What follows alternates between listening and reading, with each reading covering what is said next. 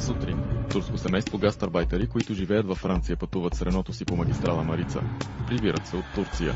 Изведнъж колата излита от автобана и се приземява под мост. 6-годишният Озер загива на място.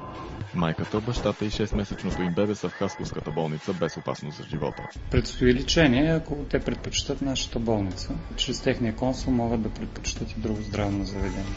Трафикът по пътя от Турция е изключително натоварен заради пътуващите към Западна Европа гастарбайтери. Дългите разстояния и умората често са причина за подобни инциденти.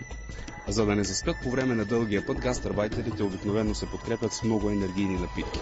Може би обаче този път това не е било достатъчно и шофьорът е заспал на волана. Повече от 6 часа разчистваха терена около катастрофата.